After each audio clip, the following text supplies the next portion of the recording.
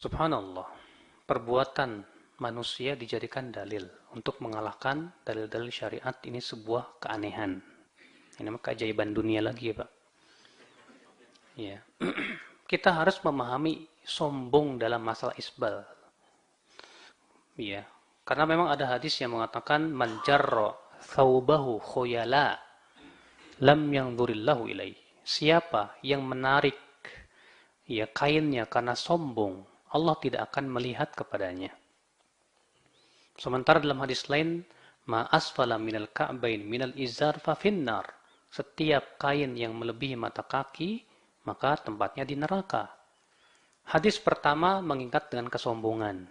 Hadis yang kedua tidak mengikat dengan kesombongan. Sekarang kita penting untuk memahami hakikat kesombongan. Dari bagaimana caranya melihat dalil-dalil yang lain tentang masalah ini. Ya, ada dua hadis yang menjelaskan tentang hakikat kesombongan. Hadis yang pertama yang dikeluarkan Abu Daud. Rasul kita yang mulia alaihi wasallam sabda, "Iyyakum wal isbal fa innal isbala minal makhilah."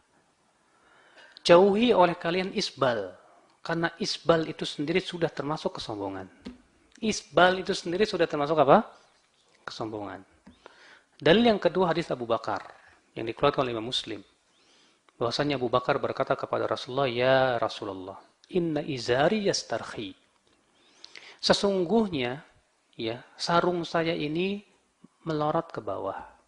Wa inni ata'ahadu, dan aku berusaha untuk terus menjaga jangan sampai melorot. Setiap melorot dinaikin lagi, setiap melorot dinaikin lagi. Maka Rasulullah bersabda kepada Abu Bakar, "Ya Aba Bakar, innaka lasta mimman yaf'aluhu khuyala." Kamu tidak melakukan perbuatan itu karena sombong. Kapan? Ketika dia tidak melakukannya dengan sengaja. Abu Bakar, ya melorotnya tidak sengaja. Setiap melorot dinaikin. Setiap melorot dinaikin. Kata Rasulullah, seperti itu bukan sombong. Berarti kalau yang sengaja dilorotin, itu yang sombong, Pak. Ya. Pahami ya hadis ini dengan baik. Yang anehnya, ada orang yang berhujah dengan hadis Abu Bakar tadi untuk mengatakan ini menunjukkan kalau tidak sombong boleh. Padahal kenyataannya, kejadian yang dalam pada Abu Bakar itu tidak menunjukkan kepada apa yang diinginkan. Ketika Rasulullah mensifati Abu Bakar tidak sombong, keadaannya Abu Bakar waktu itu apa? Tidak sengaja.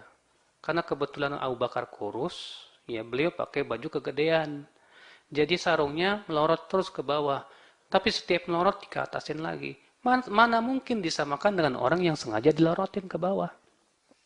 Dan dalam riwayat Abu Daud sendiri, Pak, sudah sangat tegas dan jelas sekali. Ya Rasulullah mengatakan, jauhi oleh kamu isbal, karena isbal itu termasuk kesombongan.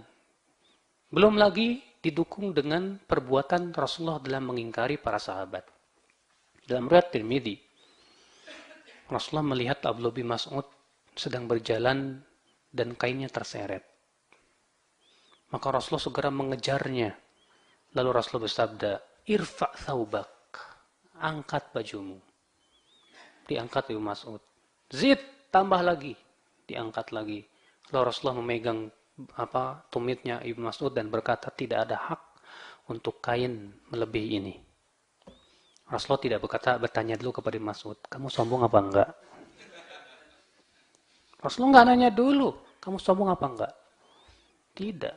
Dan itu ada dua kejadian Rasulullah SAW yang mengingkari itu. Yang pernah belum Mas'ud, satu lagi seorang laki-laki yang lain, saya lupa namanya.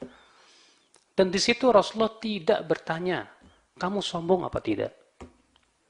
Ini menunjukkan bahwa yang dimaksud dengan sombong di sini adalah orang yang sengaja melorotkannya di bawah mata kaki. Ya, didukung lagi perbuatan Umar bin Khattab. Umar bin Khattab, ya, ketika beliau ditusuk oleh orang Majusi sampai keluar ususnya. Dalam keadaan beliau dalam keadaan sangat kritis menuju kematian itu, datanglah seorang pemuda. Lalu pemuda itu berkata, "Tibta hayyan wa mayitan ya Ibn Khattab." Wahai Ibu Umar, engkau hidup dalam keadaan baik, engkau pun mati dalam keadaan mati syahid. Lalu pemuda itu keluar. Ternyata Umar melihat si pemuda itu pakaiannya menyeret di tanah. Lalu kemudian Umar dalam keadaan kritis seperti itu berkata, alayya bil gulam. Panggil si pemuda itu. Dipanggil lagi, ya gulam, irfa saubak. Dalam keadaan kritis mau meninggal, masih sempat mengingkari. Hai gulam, angkat bajumu. Fa innahu arda li rabbik wa anqa li thawbik. Karena itu lebih diridhoi oleh Rabbmu dan lebih bersih untuk pakaianmu. Kisah ini dikeluarkan oleh Bukhari dalam sahihnya. Ya. Bayangkan Umar bin Khattab dalam keadaan kritis seperti itu, Pak. Umar nggak nanya dulu kepada si pemuda, kamu sombong apa enggak? Kalaulah itu pemahamannya, tentu para sahabat sudah nanya dulu. Tentu Rasulullah ketika mengingkari nanya dulu. Ya, makanya ya saya tidak setuju dengan orang yang mengatakan bahwa kesombongan yang dimaksud seperti yang dipahami oleh mereka. Itu sengaja celananya dilorotin ke bawah dengan klaim saya tidak sombong. Justru itu sebetulnya kesombongan kata Rasulullah. Ya, subhanallah. Masih ada yang bertanya? Wah, bapak pulang langsung dipotong celananya nih, Pak.